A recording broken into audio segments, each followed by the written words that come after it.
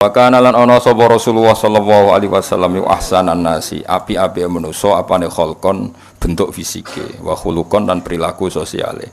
Kholqon itu bentuk napa fisik ya kono meneh kejadiane wa khuluqon itu perilaku sosial utawa akhlak. Dadi Nabi secara fisik ya sangat baik, secara perilaku juga sangat baik. Jadi enggak boleh Nabi kecilnya nyolong mboten mungkin, terus Nabi elek pesek mboten mungkin. Jadi Nabi fisiknya ya ideal, perilakunya ya ideal, baik setelah diangkat jadi Nabi maupun sebelumnya. Wa ahdahum, nah ini dari kata ahda, afal tafdil, afdal. Wa ahdahum lan luweh untuk petunjuk enas. Ya kados azkahum wong paling bersih, ahdahum wong paling untuk hidayat, wa ahdahum lan luweh untuk hidayate manusa ilal haqqi maring dalan hak, turukon apane dalane. Ya jadi wong nak terlalu bersih wong Arab muni askahum apa? Kalau terlalu berhidayat wong muni apa? Ahdahum napa? Jadi afal tafdil sangka bina nakis napa? Afal tafdil sangka bina nakis. Ahda farabbukum a'lamu biman huwa ahda sabila utawa aska napa? Aska dan seterusnya. Karena ana apa khuluquhu tindak lampahi Nabi. Akhlak maknane perilaku maknawi itu, perilaku sosial wong darani akhlak, nak bentuk fisik wong darani kholqon apa? Kholqon. Dadi koyo raimu ngene iki jenenge kholqon. Nak kelakuanem jenenge khuluq. Paham ya? Ngono ora paham-paham. Budi pekerti, bingung budi pekerti ku opo. Karena ana apa khuluquhu apa akhlake Nabi Al-Qur'an. Kena kepen ro akhlake Nabi piye semua ajarannya Quran yaitu perilakunya Rasulullah sallallahu alaihi wasallam. Wasimatuhu tawi watak dasare Nabi al-hufrona gampang nyepuro. Dadi al-hufrona itu tetap nasab nggih karena hakikate khobar saking kana napa khobar berarti ngene kana khuluquhul Qur'ana wa kana simatuhu al-hufrona. Dadi al-hufrona tetap khobar saking kana apa kana ana apa khuluquhu al-Qur'ana wa simatuhu kana simatuhu al-hufrona ya paham nggih. Tapi misalnya ana sing maca al-hufronu ya berarti wasimatu langsung mubtada mandiri napa mubtada mandiri al-hufronu langsung jadi khobar sendiri. Itu pilihan. Kayak gini loh ya di hadis itu semua harokat beda. Di hadis mestinya kayak ora krasa ora tau mikir. Iyyakum wa muhdatsatil umur fa inna kulla muhdatsatin bid'ah. Itu kalau Mbah Mun baca wa kullu bid'atin dolalah. Rata-rata kalau Kiai Alim baca wa kullu bid'atin dolalah. Tapi banyak langsung banting setir, mbok krana alim, mbok krana bodho ora roh, langsung wa kullu bid'atin dolalah. Nah, kalau yang banting setir berarti dia jadi mubtada sendiri. Tapi sebetulnya di semua rata-rata ahli hadis bacanya nasab. Mergo iyyakum wa muhdatsatil umur fa inna kulla bid'atin dolalah wa kullu dolalatin finnar. Karena diatafkan ke mansubnya inna terus mansubnya inna dibuang artinya cukup dengan ataf innanya dibuang makanya wa kullu bid'atin dolalah wa inna kullu bid'atin dolalah. Tapi ya boleh saja langsung bawa coba kullu bid'atin tapi ora usah debat kiai ono sing maca nasab ono sing maca rafa malah takok malah apa kiai kok takok napa kiai kok takok mestine ro nek rafa iku berarti mustaqil apa mustaqil kalau nasab berarti masih fa inna kulla bid'atin dolalah wa kulla dolalatin wa inna kulla dolalatin finnar. Jadi memang ya seperti itu biasanya di kayak ini yang baca wasimatuhu hufronu ya boleh apa wasimatuhu utawi langsung iku al-hufronu.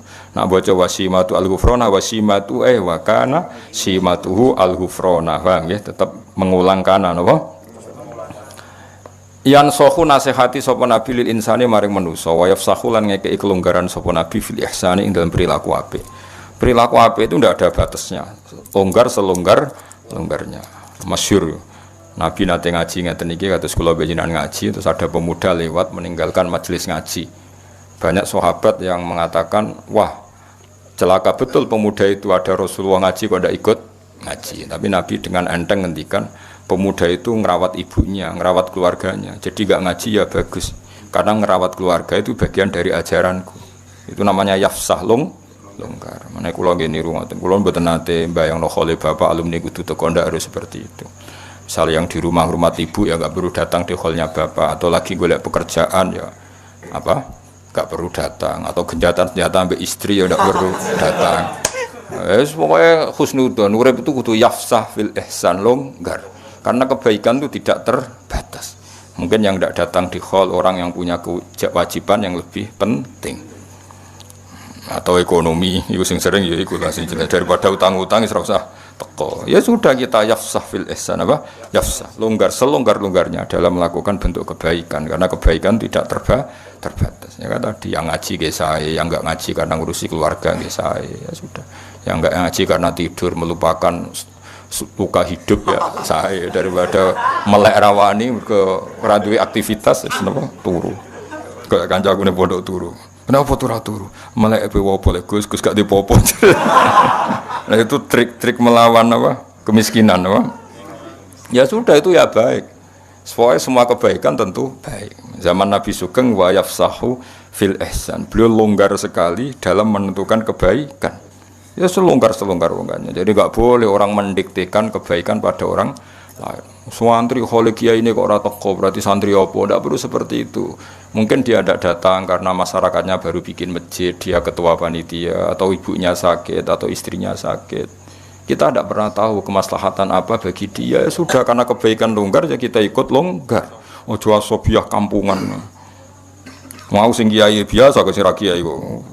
Sing jembar napa? Jembar.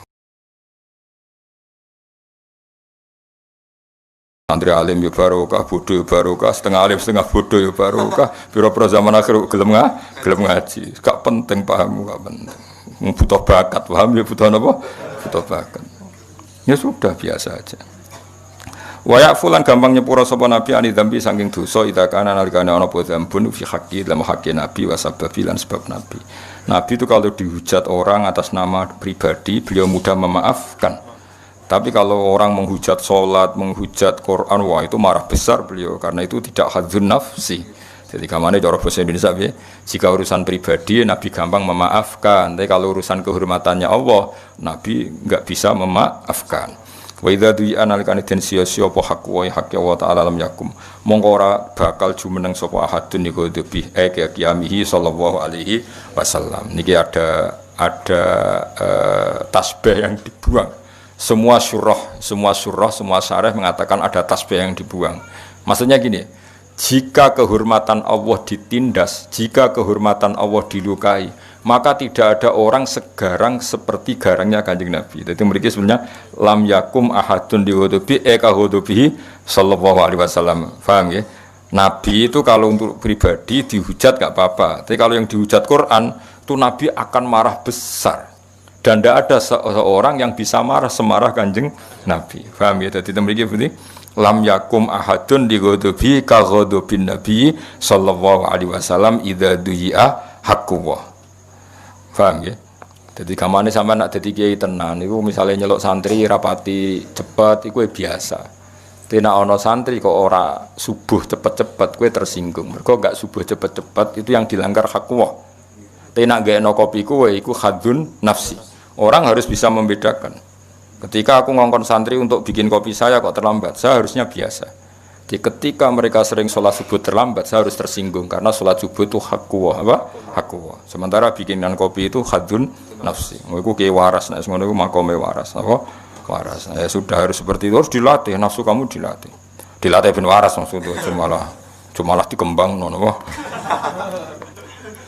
Ya jelas ya. Jadi itu ada tasbih yang dibuang, mestinya redaksinya bi wa idza du'a haqqwahi lam yakum ahadun dihudubihi ka hudubihi sallallahu alaihi wasallam. Jadi kamane Nabi mudah memaafkan kalau itu urusan apa pribadi, tapi kalau haqqwah yang ditindas atau disepelekan itu Nabi akan marah besar. Dan ketika beliau marah besar tidak ada seseorang yang bisa marah seperti marahnya Kanjeng Nabi. Itu masyhur, itu ikhmar wajh, Nabi tersinggung betul.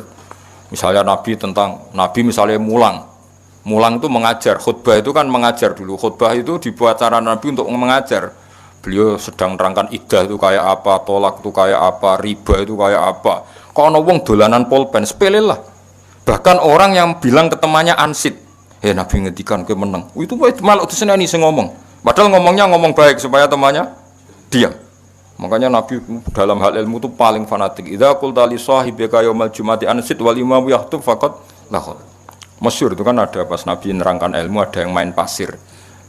Ya pasir di garis-garis yang dulu kan enggak ada keramik. Itu Nabi duka betul.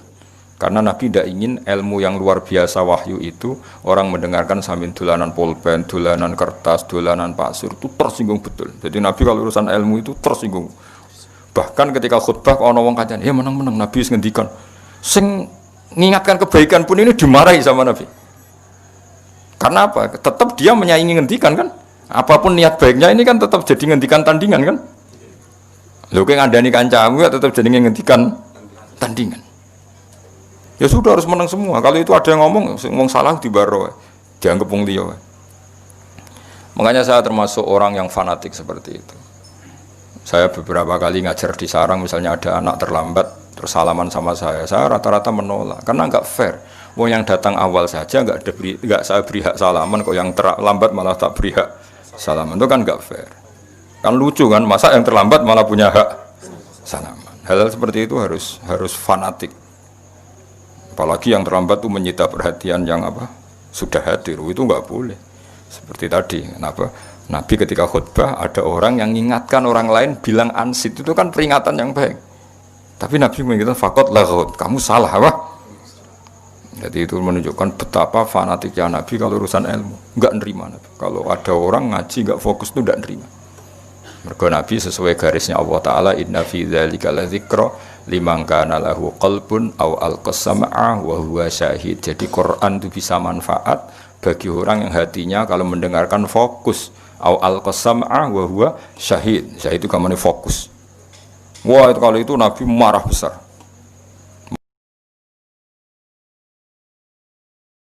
Makanya ngendikane ulama-ulama, wa idza takallama, kalau Nabi sudah hentikan faka'an nama ala ru'usihimut thair, seakan-akan di kepala mereka ada burung yang takut terbang. Jadi sahabat itu meneng-neng, seakan-akan di kepalanya itu ada burung yang kalau sahabat gerak burung itu terbang. Jadi semuanya diam, seakan-akan mempertahankan burung yang takut terbang. Saking diamnya Saking diamnya itu ulama bayangkan faka'an nama ala ru'usihimut thair. Karena Nabi tersinggung betul kalau ngendikan ilmu. Bayangkan kan ngendikannya ilmunya Nabi itu kan taruhan surga dan neraka, karena beliau menjelaskan at-thariq ilal jannah, jalan menuju surga, at-thariq ila ridawah, jalan menuju diridani Allah. Kemudian disaingi ana wong kenalan, jenengan saking pundi? Nembe rawuh, kan ngenyek wong. Oh, sok ngendikane Nabi tentang surga neraka disaingi kenalan. Kenalan bareng ngaji ayo kena. Ya, hal seperti itu yang awam kadang tidak barokah itu. Jadi sepele tapi itu mengganggu betul. Kan lucu kan, Nabi ini kan ngendikan surga neraka disaingi kenalan. Kan lucu kan. Kriminal besar ucoro zaman. Ya cuma kiai-kiai tidak perlu niru kayak Nabi ya, karena kualitas ngendikannya ora kayak Nabi. Tapi orang awam ya harus tahu diri lah. Itu kan wong koyo ora ono wektu wae kenalan kok kan ya bisa itu.